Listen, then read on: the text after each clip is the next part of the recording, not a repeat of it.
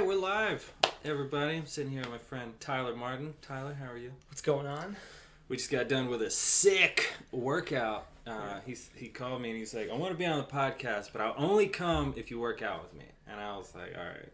And I regret those words immediately. I'm going to be crying for the next... You ruined my 4-day. No, you're going to be fine. You're going to be fine. Eat you some Chick-fil-A and let the Lord's chicken take care of those legs for you. Protein, almost. Yeah, it's definitely... You know what? A little bit diluted. I recently got mad at Chick-fil-A. Here's why. Every time I get a sandwich, it's this tiny, pathetic little, like, 8th grader cut of meat. And you go to Popeyes, you get a big, fat, thick, juicy, it's hanging off the sides. Yeah. You know, made by somebody who's never met their parents. Like, that's the kind of sandwich I want. Don't give me this bullshit. Anyway. My complaint is it's always unproportional to the bun. Yes. Because they have good bread. It's good content, but I don't it's disagree. always like triple the amount of bread to chicken ratio, and it's all out of whack. It's insulting. But they make up for it by just being the kindest human beings that have ever walked the earth. It makes it hard to be angry with them. Yeah. Did you see the picture I put the other day where they have Chick-fil-A workers working from home? Oh, yeah. The like lady's video chatting. Her ceiling fans behind her. Yeah. Like, oh man. I just want to be your friend. Okay. Have you seen the lawyer? Excuse me. The lawyer was like on a Zoom call and put a cat filter over his face and couldn't get it off. So he had to literally, I think it was with his client and another lawyer who was suing him, like they're having a Zoom call. So he's like sitting there, I don't know how to get this off, but we're going to rock and roll anyway. And you just lose forever. All your credibility is gone forever. If your lawyer shows up with a cat filter, you're losing. You're losing. Probably want to do some malpractice. Okay. Follow-up suits on that. Oh, yeah. So for our workout, just to fill you guys in, we did, the focus today was legs, so we did 10 sets, 10 reps with squats, and I introduced Tyler to Every chains. single one of them was a struggle. Yeah. Oh, yeah. The chains was brutal. So yeah, the idea behind chains is the higher the weight goes off the ground, the more chain links come off the ground, and it gets heavier as you progress. So it's one of those ways to increase the intensity on a slope versus a straight line, like if you're looking at a graph. But I've been using them a lot lately. They've been helping me produce smoother reps outside of that, like you don't get those sticking points. And it's for really sadistic people too, that just, because a normal workout usually hurts. Yeah, you get the pump and that like kind of feels good, and you're like, I want to take that to 11, and I just want the whole thing to hurt all the time. Yes. And throughout everything. I don't want it to ever stop. I don't want the hurt to ever. You have to live in, what is pain is suffering? Who said that? Was that Nietzsche? I can't pull that up. It was definitely Morty off Rick and Morty. He said that once. The famous philosopher. So Dan Harmon and So we're just talking about the workout we just had. What did you like about it? What did you dislike about it? So I definitely needed to get some squats in. I hadn't worked out legs in a couple days. What we implemented was the full body workout. I really like that. I've been doing that more often. This last 5 years or whatever of working out. It's always been just go to the gym, destroy a single muscle group with 4 to 6 exercises. Yeah.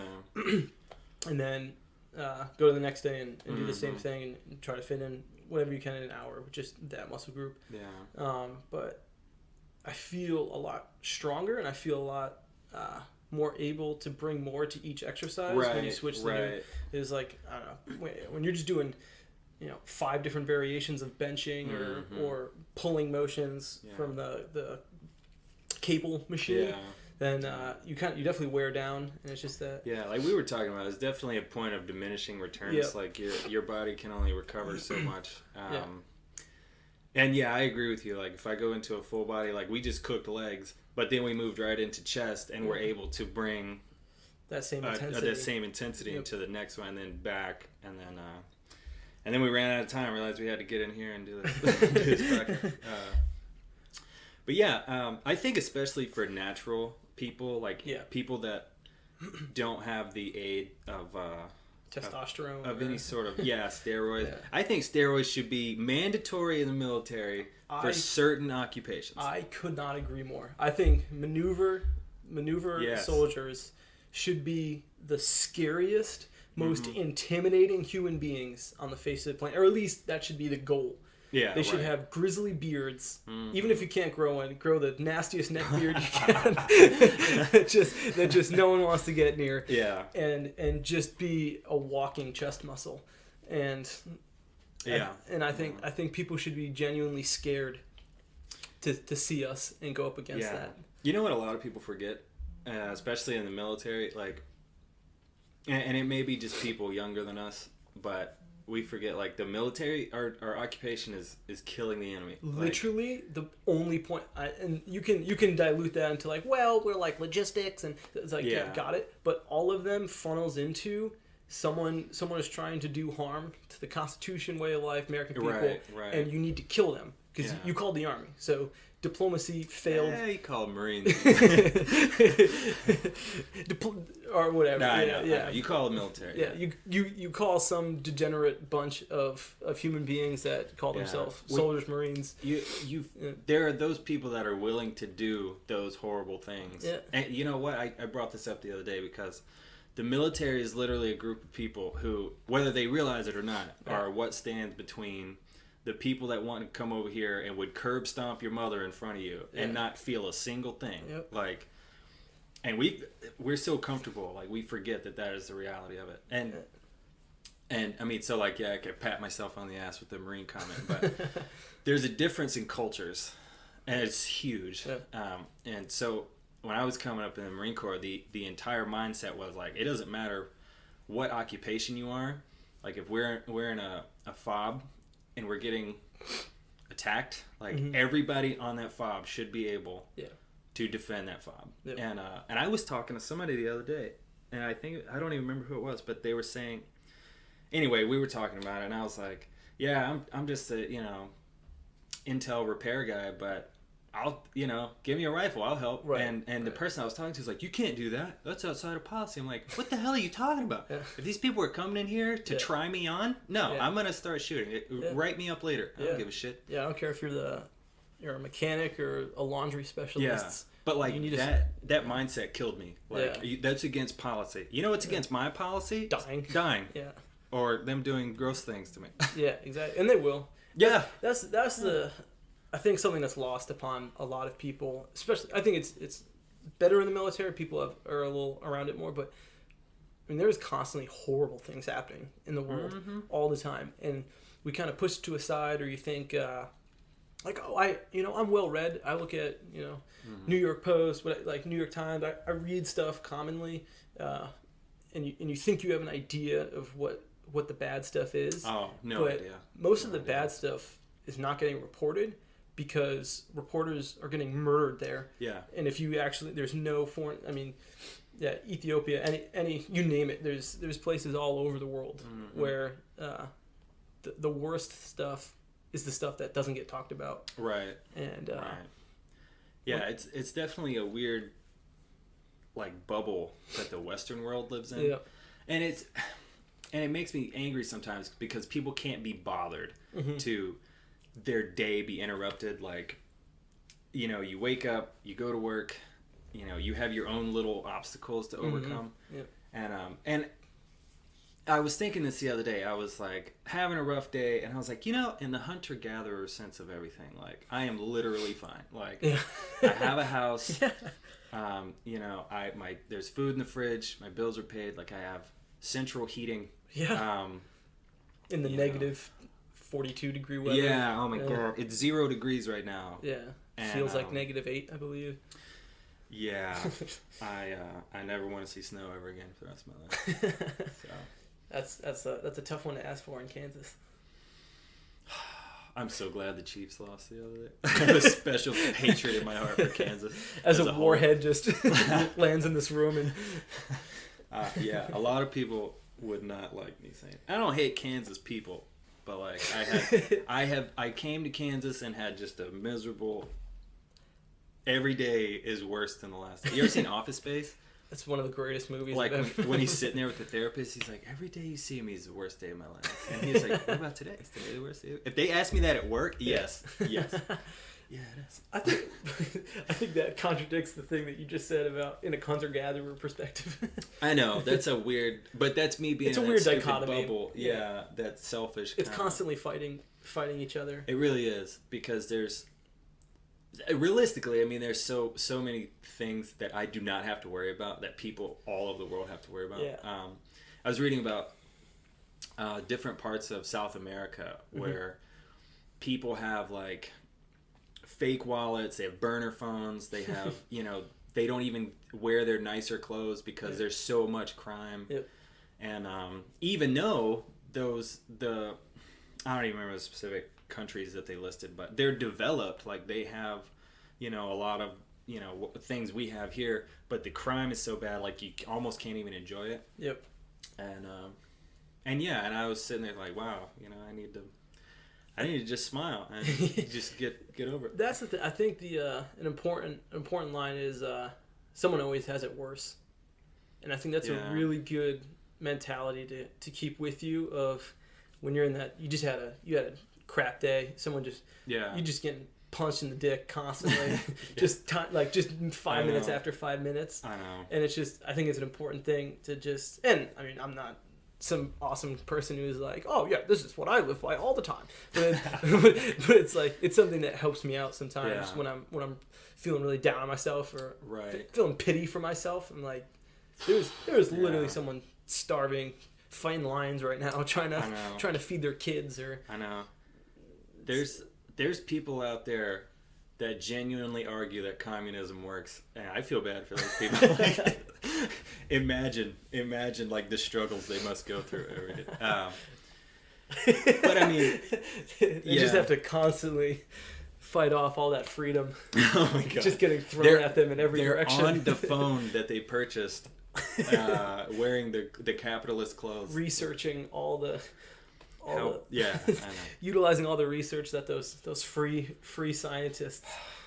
Yeah. So, just like a lot of things, in theory, I don't necessarily think communism would be the worst thing ever. But I know it's a utopia, right? And that's a positive thing to strive for. But I know human nature, where we stand on this planet right now. Like if you look at the entire recorded human history, we suck. Yeah. We're either killing each other, raping each other, both at the same time, dodging taxes. Well, yeah. I mean, usually one begets the other. Yeah. Unfortunately.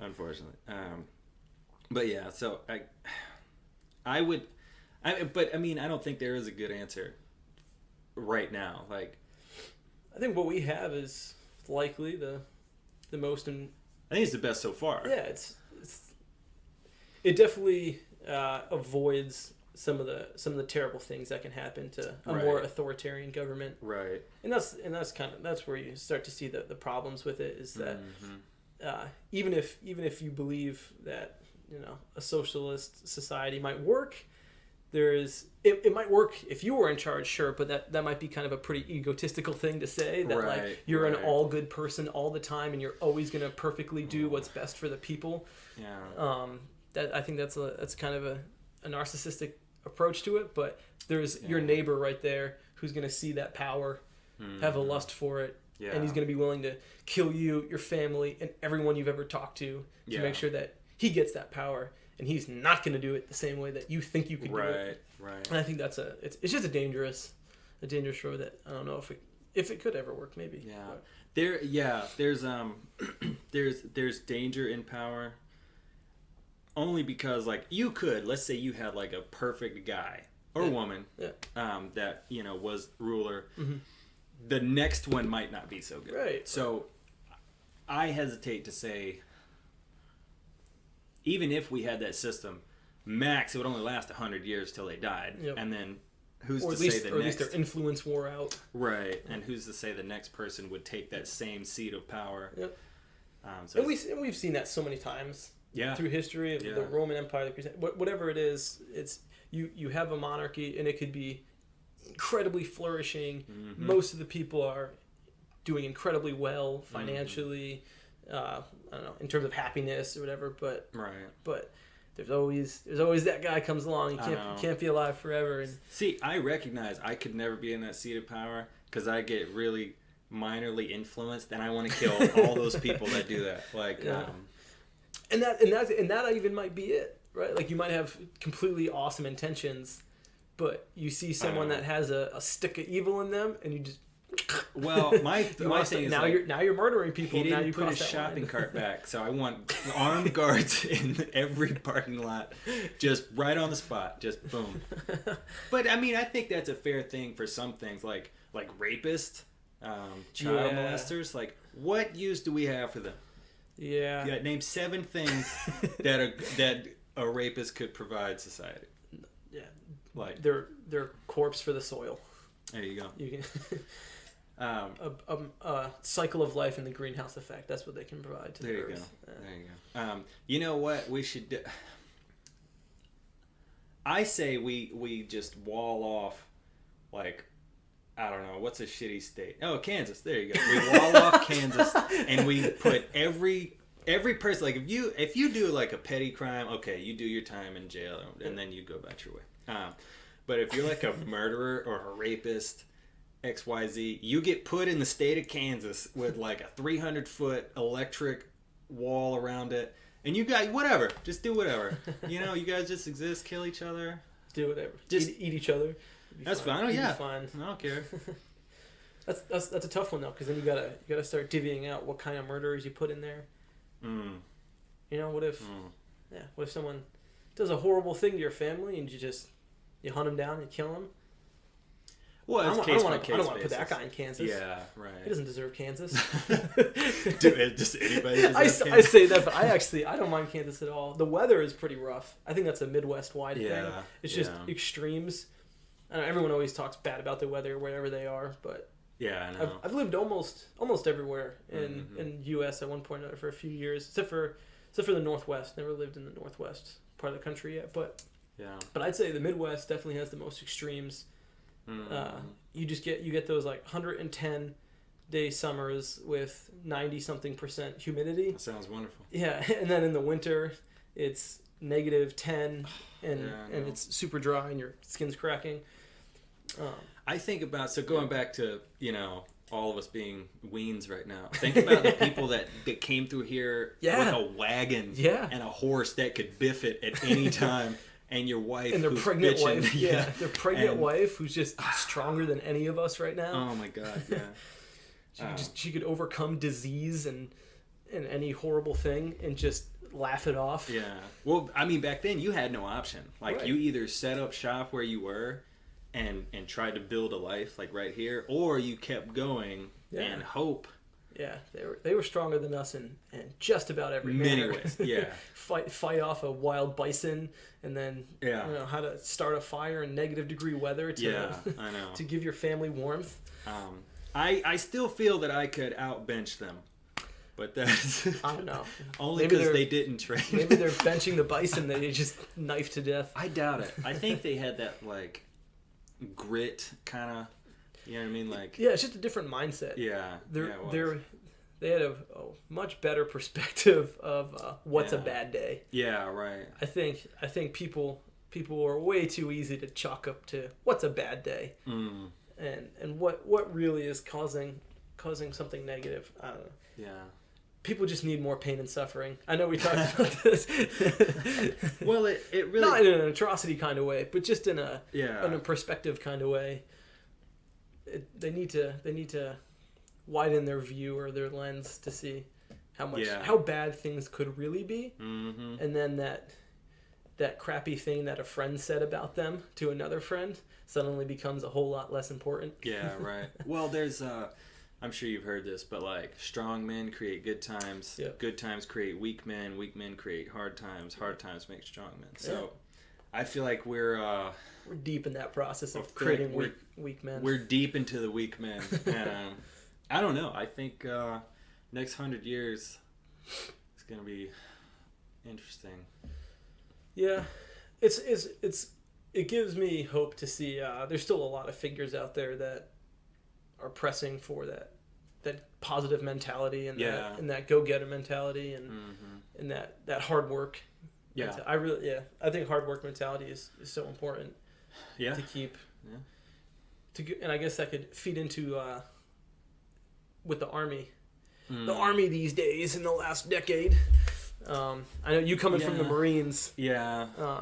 I came from the infantry, and moving over to the logistics side and the intel side, you see in the last 5 years even, you see a huge shift of mentality of soldier, of people that should be the grit people, that want to overcome adversity and get through those hardships. But well, I think a lot of that comes from, and this is just on the military side, but there's so many people that get out because all right, so I'm going to talk about this cycle and then I'm going to go back to that, but there's so many people that get out and the recruiting effort is so great. Like, for some reason we need all these crazy quotas to bring people in to fill jobs, and what we should be trying to strive for is an environment where we have these jobs in the military and it's hard to get people out. Like, we should create an environment that people want to stay in, and I don't think we've gotten to that point yet. Do you think that it'd be by taking care of them better, or? Well, so the other day, I'm going to use this as an example. I feel like a lot of people do everything but their job. So, you sign somebody up with this contract with the understanding that they're going to be doing just that. That is the contract they sign, and then it's a selling point. It is, yeah. It's the used car salesman pitch. And then people find themselves doing everything but what they agreed to do. Now, there's certain things that come with the territory, right? Like, you gotta keep your room clean, you gotta stay in shape. Yep. All that just is part of it. But when you have anybody who's super specialized in one area, and then they're scanning foreheads at the gate, and they do it months and months and months on end, they're like, I feel kind of gypped. Yeah. And so it was, I believe it was General Neller a few years ago, Marine Corps Commandant, and somebody asked him why so many people get out of the Marines, and he said, because smart people get out because they get tired of beating their head against the wall. They have good ideas and nobody wants to listen to it. And he used the example of, we were kind of getting out of Iraq and Afghanistan, and we had the drawdown. A lot of people got out.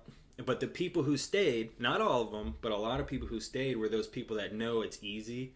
You show up wearing what you're supposed to wear. You can't get fired. Yep. Like, you always have a paycheck. Yep. And he said those people are like the cancer of the Marine Corps. And basically, I'm paraphrasing here, right. but he said the mid-level people make it so almost impossible for a logical person to stay. Makes sense. And so I think one thing we could do to solve this is have, like, let's say you have somebody who doesn't necessarily have a drive to see combat, but they see the benefits and they're willing to serve. We should have an odd job military occupational specialty, like, and it's just you do whatever. PMCSing. Well, even so, that's a good example too. In the Marine Corps, where I was at least, you did not touch your trucks at all. We had motor T mechanics and drivers. You didn't drive them, you didn't work on them. Yeah. We had to beg, so I was radio operator. We had to beg to go into the motor pool to put radios into trucks. And it was a fight all the time. And we weren't even touching the engine, like drivetrain, tires, none of that. We were just working inside with the comm equipment. And that kind of system was better because those people took pride not only in their fleet, but they were on top of it. They knew everything about them. I didn't know they ran like that. That's awesome. Yeah, I think that'd be massively beneficial. And here, like, it's 52 weeks a year, so it's 52 Mondays that we have. There's 52 days a year where everybody in the entire battalion, brigade, yeah, the entire brigade is not doing their job. They're looking at trucks, writing down faults, and it's like, that's fine, but I've seen a better system. Yeah, and this is taking away from what we could be doing. And then there's also like the crazy stuff that happens, like vehicle inspections, the random just extra crap we have to do. Like I would rather the Army sit down and say like, all right, maybe we're not doing this effectively. Why don't we sit down and become either really, really good at our job or lethal warriors, or, you know, because I feel like a lot of things we do just fill time. Yeah, it's a shift in priorities probably should probably happen. But I think the fault mainly lies in force comm units, and it's really just by virtue of what they are, and it's that they are completely useless. You can't argue anymore. Like they are completely useless unless Russia, China were to go to war, and we need mass amounts of people to throw bodies at. Mm-hmm. We need mass amounts of land to be taken or to be defended, and you need to just throw bodies and equipment at an army of equal or greater size. At that, and that's where it gets challenging. Is that you have units that are well, what are we gonna do? Well, we're an armor brigade, so we gotta have our trucks straight. Okay, so that's everyone's first priority. It's like, well, sure, I guess so. But at the same time, it's making other processes suffer. So that's when you have the MI process suffer. That's when you have, the signal process suffer. Mm-hmm. And they overlay too many priorities. And then everything's a priority, so then nothing's a priority. Yeah. And that's like a huge struggle in the officer world. Mm-hmm. Is they're like, here's task 1, 2, and 3. And it's like, okay, well, in a limited time manner, where do you want to see the most work ethic being put into this? Right. I want the same amount of work ethic, of perfection, and all of this all the time. And it's like, okay. It's like, I understand where you're coming from, and I understand the mentality you're trying to in place. However, in a realistic way, there's only so many hours in a day. And that's when you start to see something has to drop off. And that's when you start to see stuff at Fort Hood, people going missing.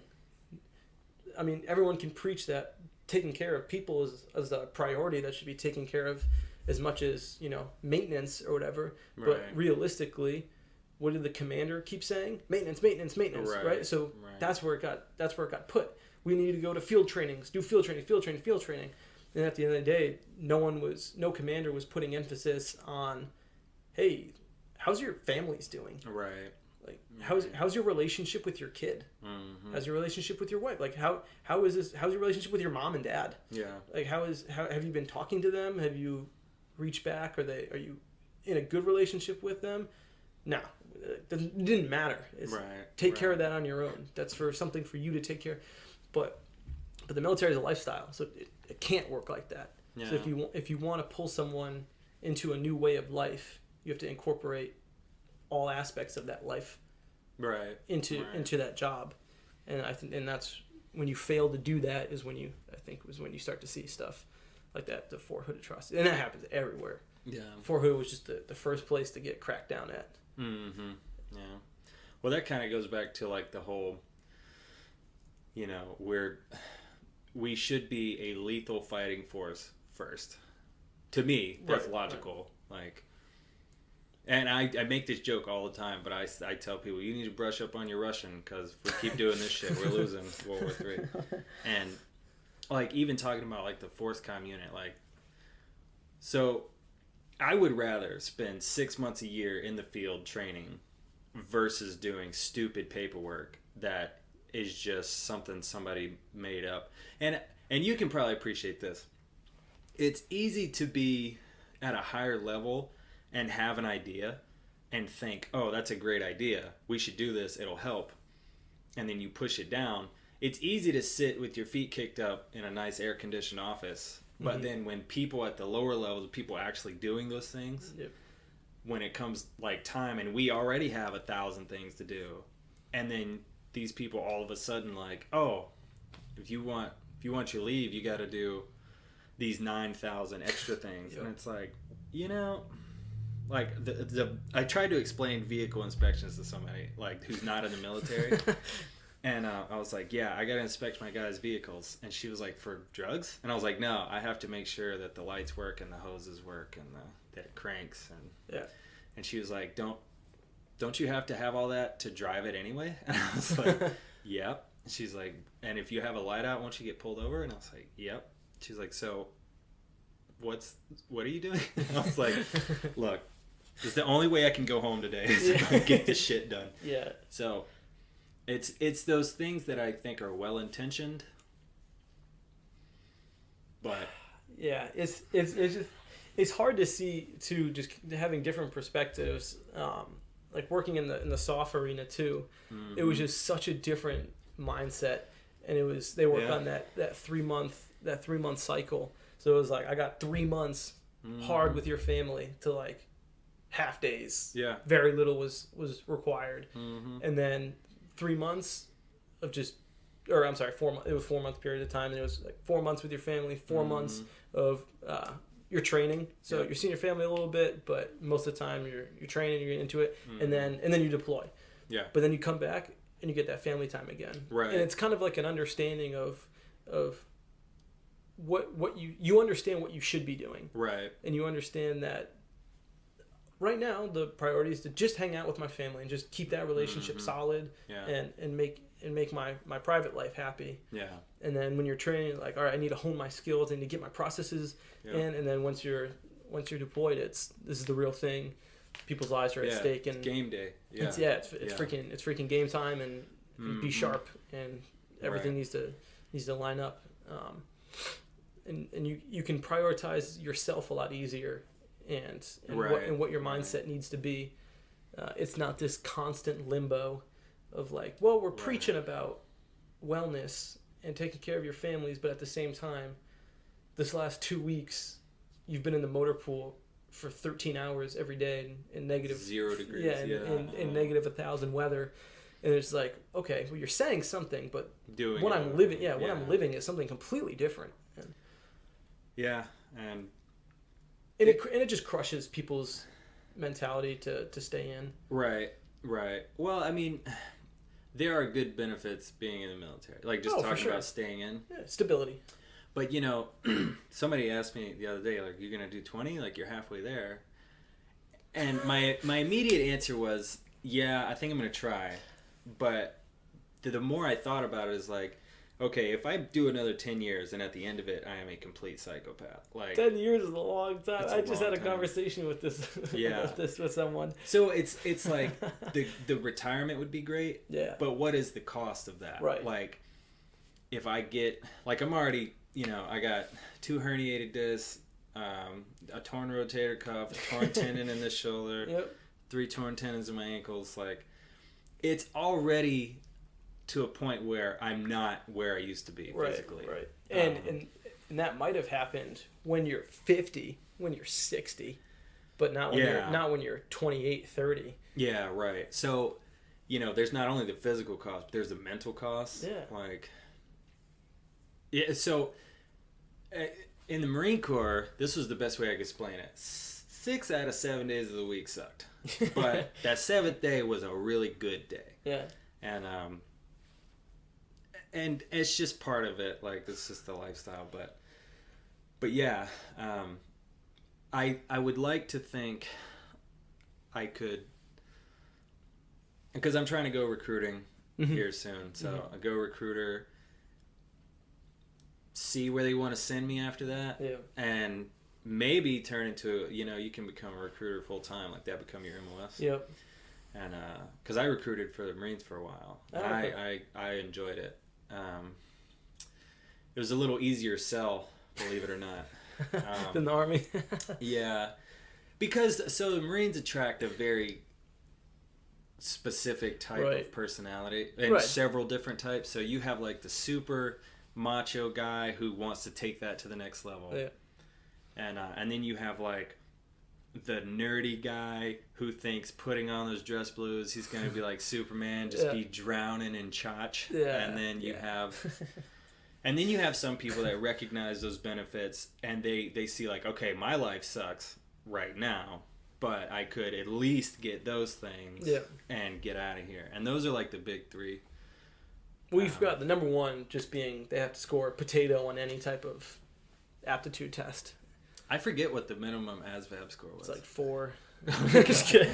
Was it 4? I did see a guy. There's like Marines just listening. That's just. I did see a guy who. So you do the practice ASVAB. Yeah. And it gives you like a projected score. Yeah. This guy scored a 1. Oof. And we walked out. Hey, you got one though. That's pretty rough because even if you're guessing, you have a 25% chance. Yeah, you should. I'm kidding you. You should get a couple. But we legitimately thought the system had failed. we were like looking at it, and I took it and got. The school system failed. Oh my god! I felt bad for this guy because he was like, "Yeah, my life's pretty rough right now. I'm on the verge of homelessness, so I feel like this is the way to go." Yeah. And anyway, we had like an ASVAB study book, and I was like, "Hey man, like realistically, you're probably fine physically and all that stuff, but you need this. Like if you want to know shit, change your life." Well, I had left. Come to find out, he actually did come back like 3 months later, scored Much like better. a 50. Awesome. Okay. And Well, not awesome, but good. I mean, for the situation, yeah, like, yeah, that's an incredible improvement. So you have some people that are willing to be like, okay, and that's an honest assessment of yourself. Like if you were in the Sahara Desert, stranded, but you're treating it like Palm Springs, you're like, nah, I'm fine. Yeah. No, you're not fine. You need to reevaluate your situation. Yeah. And I think that's just as a person, like being able to take an honest assessment of yourself. Be like, all right, am I happy with this? Because people get complacent, and they stop reaching. Like people climb a ladder, and they get to a point where they're comfortable. They don't really have that many worries. And there's so you take the next step, you make another $10,000 a year. Like it's nice, but if you're okay with where you are, Yep. and then people get afraid to get down off the ladder and get on another one because they hate touching the ground again and being like, well, I gotta start at square one. There's a little bit of stress that is good for you. You need that. You need that stressors in your life. Yeah. To push. You gotta keep pushing forward. Yeah. Well, so Anthony Robbins, I don't know if you ever listen to him. Nope. Motivational speaker. Really big chin. Handsome guy though. So, hell of a face. It's very aerodynamic. But he said something, and I've listened to a lot of his stuff, but the one thing he said that always like stuck with me was, if you want to take an island, you have to burn the boats. You give yourself no exit strategy. Like the only way is forward. Yeah. And that's been kind of one of those things. Like I'm trying to look at tasks like that now. Yeah. Because at my level, it's so easy to shove bullshit off onto somebody else. Yeah. And I look at it and I'm like, no, because I've had people my rank that were over me that I just absolutely hated. And I don't want to be that guy. Right. I want to take challenges and just knock it out of the park. And so I don't even give myself the option. Like if I don't get lunch, I don't get lunch. If I'm cold, I'm cold. Yep. Whatever. So I like try to mentally burn this boat every day. Good. And, That was we have a dude that's about to go to selection, and I talked to him, and it's like that's one of the most important things is there's no plan B. Right. And that's usually the people that make it is just that one, you try to conceptualize it into smaller sections, like you probably heard like live meal to meal. Yeah. And it's like just be perfect meal to meal. Don't think about 6 months down the road. It's too much. Right. But yeah, that main factor, just there's no plan B. There's nothing else to go back to. There's nothing. Right. There's nowhere else to go. Like this is it. There isn't quitting isn't an option. Yeah. In that you physically can't. You just have to be here now. Yeah. So there's definitely. And if it sucks, good. Yeah. Well, good. it makes it more fun. Yeah. So I've always found this weirdly motivational too, but. When a caterpillar becomes a butterfly, like in his cocoon, he literally like becomes goo. Like there's no structural integrity at all. Like in this cocoon, he is like absolutely nothing. Like you could slurp him like an egg. Nice. And yum. Yeah. Delicious. So when they become the butterfly, like it's the next step in their process. So like a lot of times when I find myself like I'm in pain or I'm not enjoying the process, I think, okay, this is my cocoon. Like to get to that next step, you have to go through that part of suffering and being uncomfortable. and that goes back to like people not wanting to be uncomfortable, so they don't want to go to the next rung on the ladder. Not challenging themselves. Right. And I think there's a part of at least men have this primal drive to overcome, and I think that's one reason like video games became like a big thing, like the online, because that's a good point.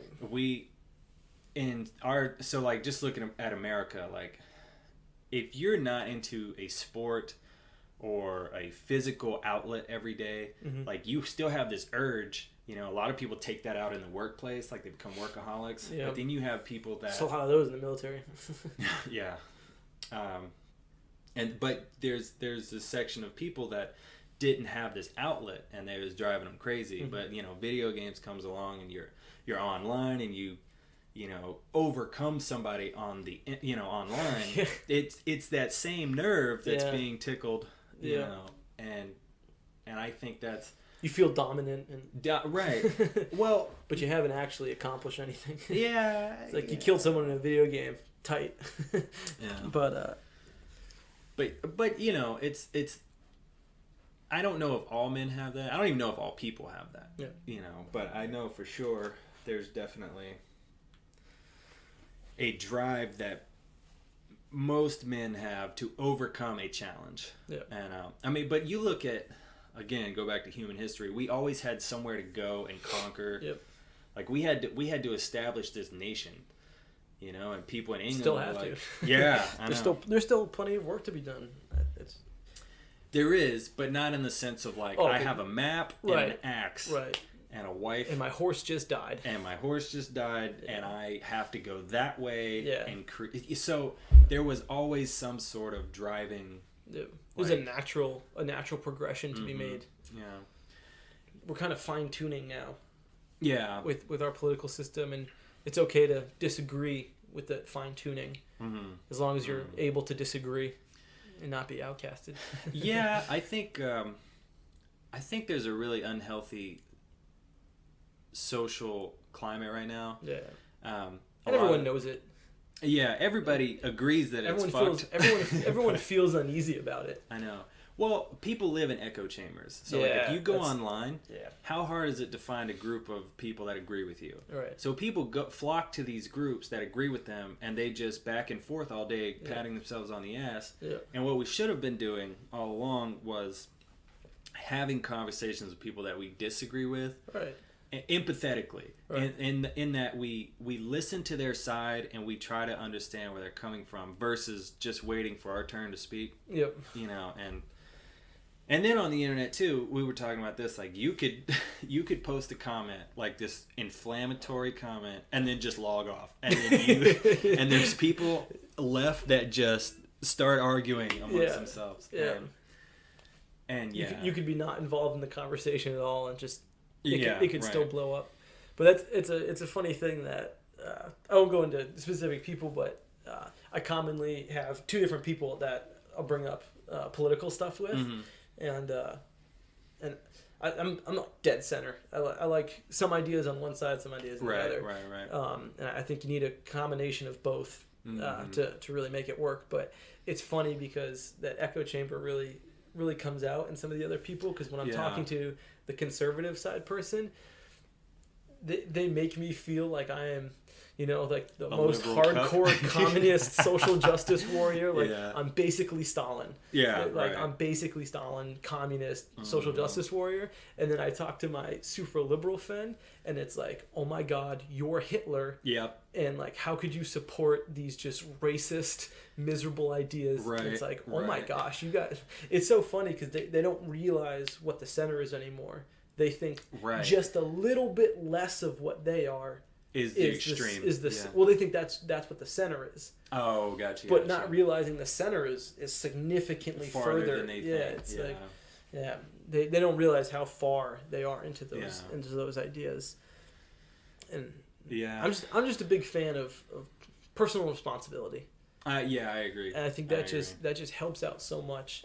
And can societal issues happen? They do. And they will, and they always will. We'll never live in a utopia. I know. I mean, I could say that might sound arrogant to say, but I don't believe we'll ever live in that perfect society. I don't either. And I think it's always going to take a significant amount of kicking the ass from yourself to get up and fix the issues, because you might have more issues than someone else, but it's up to you to fix them. Right. You'll never get anywhere complaining about it. I know. Yeah, there's a lot to be said for, fixing your place before you comment on your neighbor's place. And that goes back to that honest self-assessment. Right. So the second time I went to juvie, I was really obese, and I was like, well, let me see. I'm in juvie for the second time. I'm fatter than I ever thought possible. Maybe I didn't do things the best way. So I've been in that situation, and sometimes it takes really getting not even kicked in the balls, but thrown off a cliff. Yeah. And you just land hard, and you have to look up from rock bottom and be like, okay. Yeah. Okay. Yikes. maybe something's not going as well as I thought it was. So, I think typically no one thinks the way that they're heading is wrong until you hit that brick wall. Yeah. There's usually an awakening. Well, every low point in my life has always produced fruit later on. For sure. Because I have to do this evaluation, and it's like, okay, so that didn't work. Let me see what I can do. And it's always made just bountiful, positive steps in my life later. Yep. So, and I'm not going to sit here and pretend like I have it all together. Oh, God, no. So, But I think I know I've leaps and bounds farther than I was 10 years ago. Right. That's the point that I feel, is that I feel I can say the same thing. I can confidently say that it's just a maturity thing. Through experience and hardship and just embracing the suck a little bit, you come out of it learning something.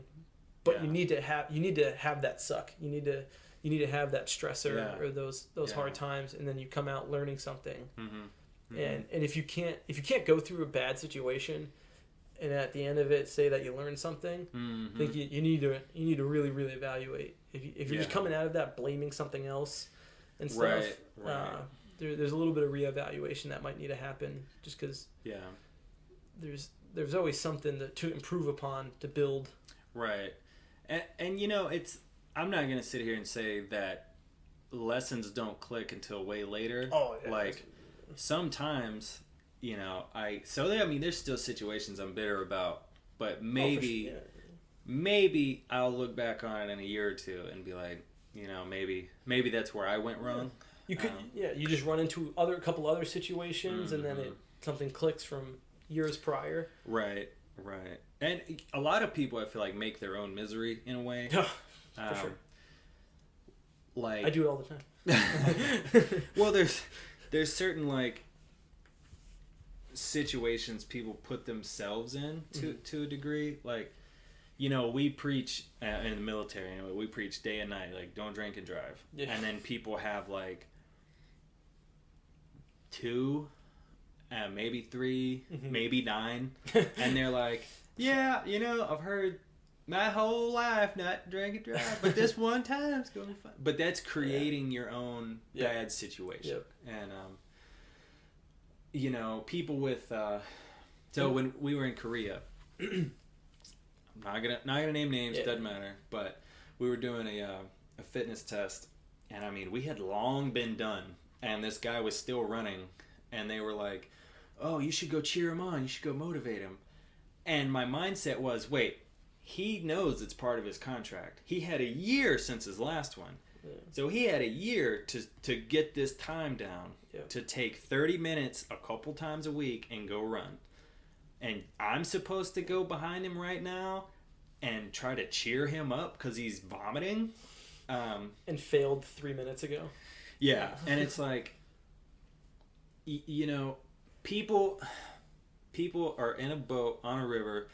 They know the waterfall's coming. Yeah. And they just kind of brush it off because they have... It's that procrastination. Yeah. It kills it. It lives in me, the procrastination of tasks at times, Yeah. where you try to just almost test yourself.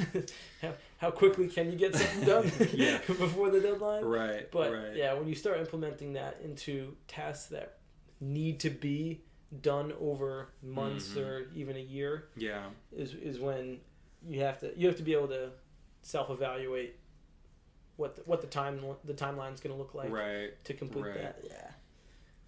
Well, it is difficult to think a year from now, where do I want to, because some things you're locked into regardless, like your career, like if you're not leaving Fort Riley for a year, you kind of get into a groove. But with stuff like your fitness, so like me, like writing, I have like 8 books that I've started, and I like to think they're all.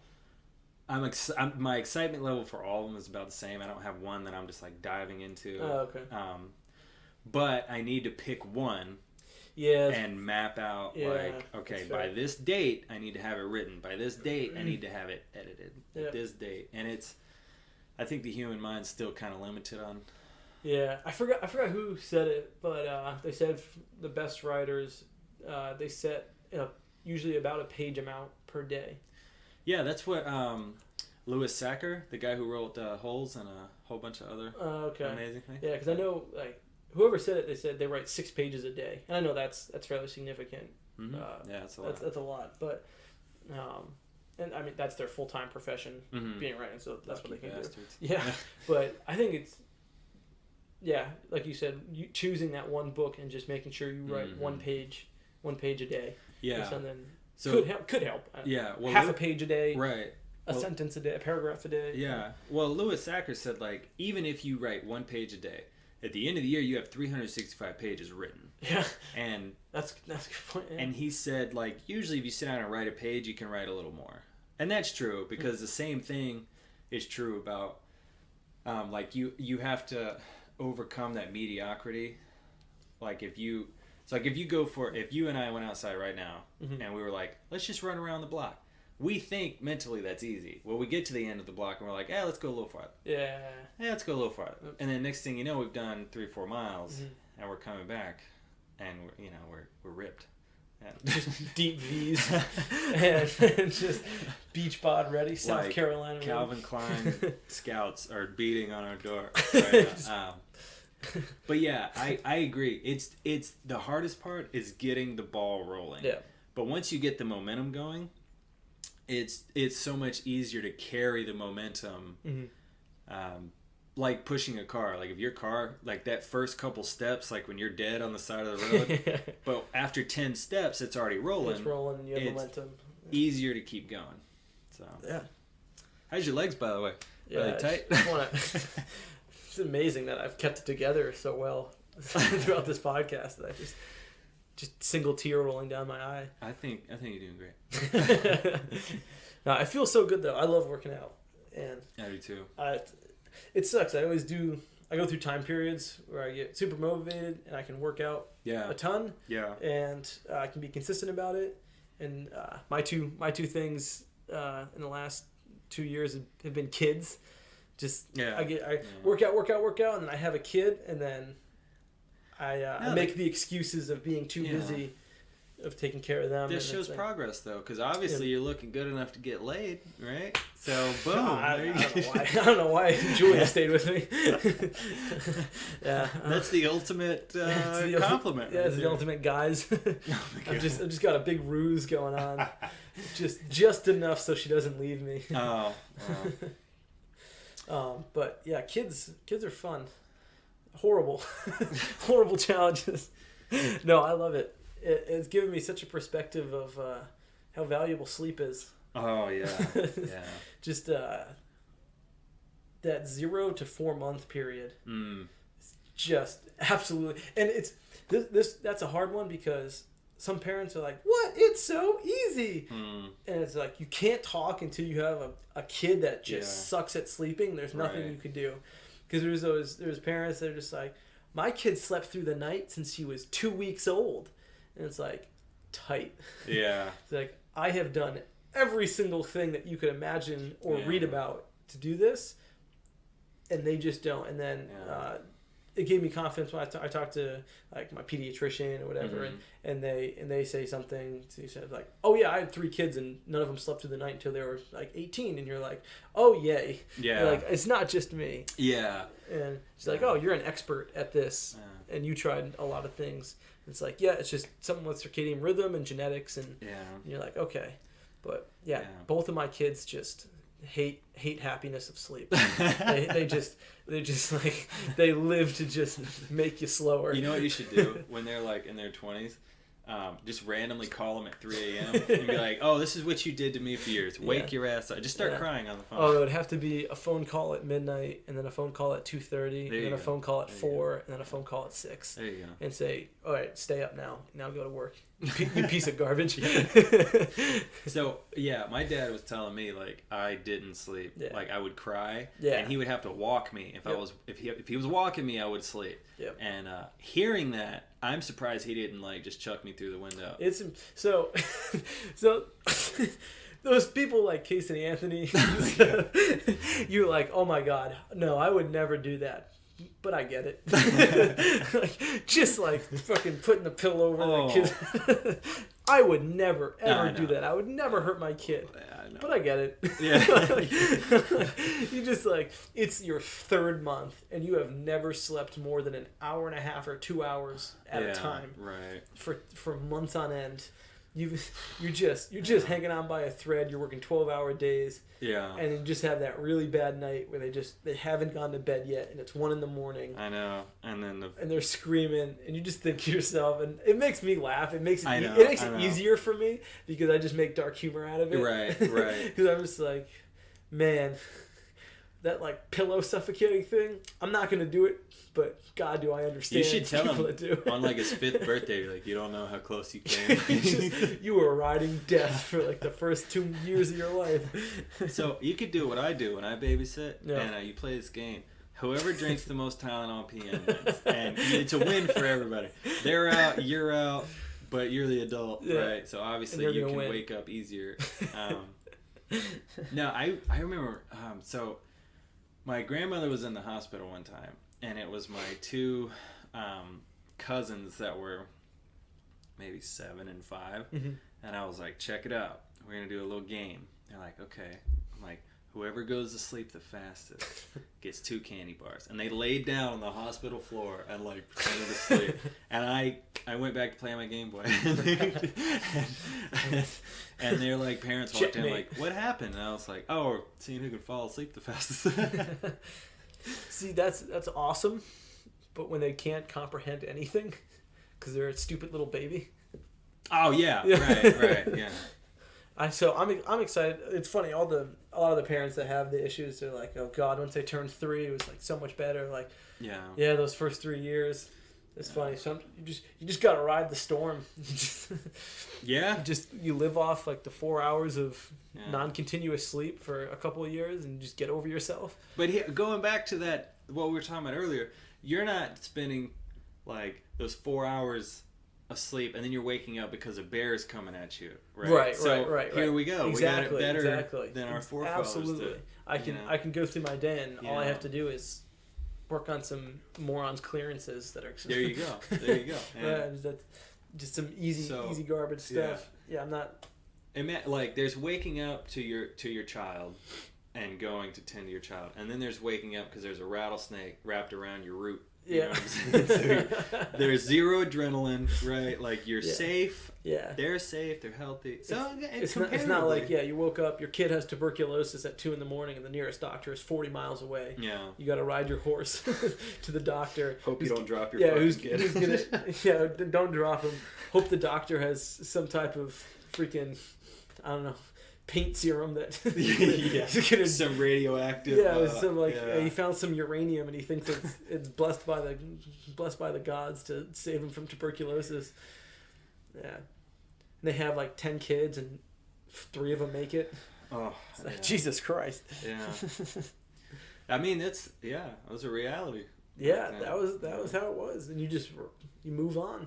I know. And people You back then progress. got married at like 15, 16 Yeah. because your life expectancy Yeah. was 40 maybe. Yeah. Maybe. People just drop dead. Yeah. Imagine 40-year-olds dropping dead. Like right now, people have like, I don't know, cousins, uncles, whatever, that might be hovering around 40. Oh yeah. It's crazy to think if someone just dropped dead. Yeah. Or just like, oh yeah, he just got eaten by a bear. Yeah. A bear just ate him on his way to work. Or you fell off your horse on Yeah. the way to go get Yeah, the horse just stomped on him. tack. Yeah. Yeah, it's like what? Yeah, that'd be the most wild thing ever now. I know. But it's a fact of life. I mean, 200 years ago. that's still kind of a reality, because I mean accidents happen. Yeah. There's car accidents. There's Right. and I I make this joke to myself all the time. But when I am having those bad days that aren't really bad days, Yeah. I think like, boy, if I was ever gonna stand just right and an airplane fell out of the sky and it landed on me, today would be a good day. Like, and I just start looking up Yeah. just to see if I'm getting lucky, and I never am. First world problems is the perfect line. That First world problems. Yeah. it's just like, yeah. Connor said this about Becky. Who? Yeah. And it's like, do you really care about that? Yeah. You're wasting mental energy about that. You know what? I've put people into like this mental pyramid. Like there's the people that I really care about what they say and their opinions of me. And then there's the people at like the next level that I would maybe ask them like, hey, so this was said, I would like to maybe resolve it. But if not, whatever. Happens. And then there's the other 90%, and it's like I give less of a fuck than Bush did on 9/11. Like I just whatever. You think whatever you want to think. Because at the end of the day, like there's only so many people I really need to keep happy. Right. In the term of like 100 years from now. Yeah. Exactly. For your own mental health sake. Yeah, but by the same token, you have to go to bed with you every night. So Right. as long as you can sleep with yourself, and you don't lose sleep over the decisions you've made, then that's how the cookie crumbles. I guess I don't know. Maybe I'm just getting old too, but I don't know. So well, I know you got to get out of here. What time is it? It's 11:15. Oh God. We got enough time to stretch and maybe apply some lotion. Ooh. It's windy out there. I don't want you to. No chafing. No chafing.